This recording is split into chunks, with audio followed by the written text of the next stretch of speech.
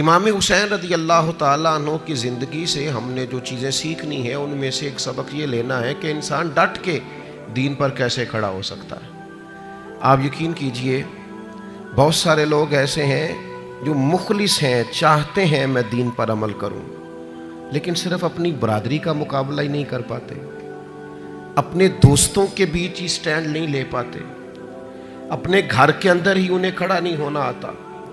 ذرا سی بھی استقامت نہیں دکھاتے۔ اور آج کل تو ماحول اس طرح کا ہو گیا ہے کہ نوجوانوں کے اندر قوت فیصلہ ہی نہیں، قوت ارادی نہیں، کروں نہ کروں، چلوں نہ کروں، یہ ٹھیک ہے کہ نہیں ٹھیک، آپ بھی بتائیں ایسا ہو سکتا ہے؟ چلیں آپ بھی، بھئی اتنے مشورے آپ لے رہے ہیں، آپ کر ہی نہیں سکیں گے، آپ میں قوت فیصلہ ہی نہیں ہے، آپ نے طے ہی نہیں کیا آپ نے کس رستے جانا ہے، تو منزل کب آئے گی؟ 99 لوگوں نے کہہ دیا ہے کپڑے تجھے اچھے لگ رہے ہیں، صرف ایک نے کہا ہے کہ ذرا سینے والے نے ٹھیک نہیں سیا، تو آپ پریشان ہو گئے۔ اتنی جلدی کمزور پڑ جانا، اتنی جلدی استقامت چھوڑ دینا۔ اور پھر ایک طبقہ ایسا بھی ہے جو بڑا باصلاحیت ہے، بڑی زبردست طاقت رکھتا ہے، کام کرنے کی ہمت رکھتا ہے، وسائل بھی ہیں، ذرائع بھی ہیں، سلیقہ بھی ہے، شعور بھی ہے، نہیں ہے تو استقامت نہیں ہے۔ چونکہ استقامت نہیں ہے تو ساری صلاحیتیں ہونے کے باوجود وہ لوگ کبھی کامیاب نہیں ہو سکتے،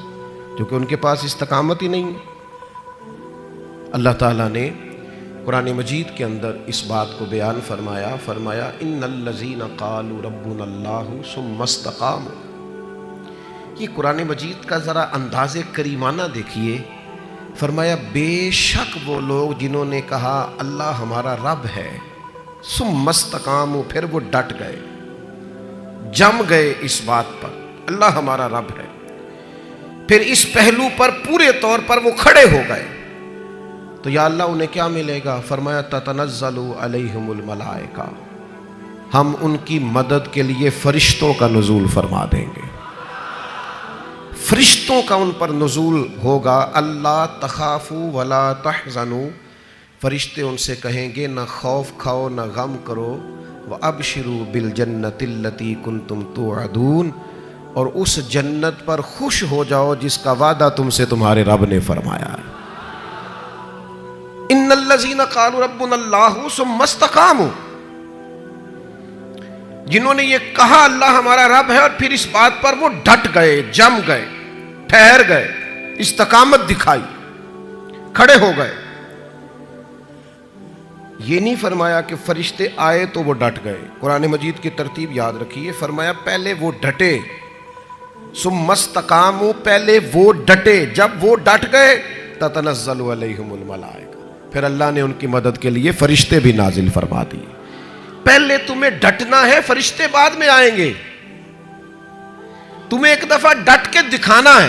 کہ ہم ڈٹ گئے، ہم کھڑے ہو گئے، پھر فرشتے آئیں۔ ویسے تو علماء تفسیر اکثر نے یہی لکھا ہے کہ یہ جو فرشتے آتے ہیں نا مومنوں کے پاس، یہ موت کے وقت آتے ہیں، اور یہ بھی بڑی نعمت ہے کہ موت کے وقت فرشتہ آ جائے اللہ کی مدد لے کر۔ یہ فرشتے قبر میں آتے ہیں، یہ فرشتے میدان محشر میں آئیں گے، یہ مومن کے پاس آتے ہیں، خوشخبری سنانے آتے ہیں فرشتے۔ لیکن صاحب تفسیر روح المعانی فرماتے ہیں نہیں بھائی، صرف قبر، حشر اور قیامت میں نہیں آتے، یہ زندگی میں بھی آتے ہیں، یہ مومنوں کے سینوں کو کشادہ کرنے آتے ہیں، انشراح صدر دینے آتے ہیں، انہیں تسلی دینے آتے ہیں۔ تم خیر کے کام پہ نکلے ہوئے ہو، اللہ تمہاری مدد کرے گا، ان کے سینوں کو ٹھنڈا کرنے آتے ہیں۔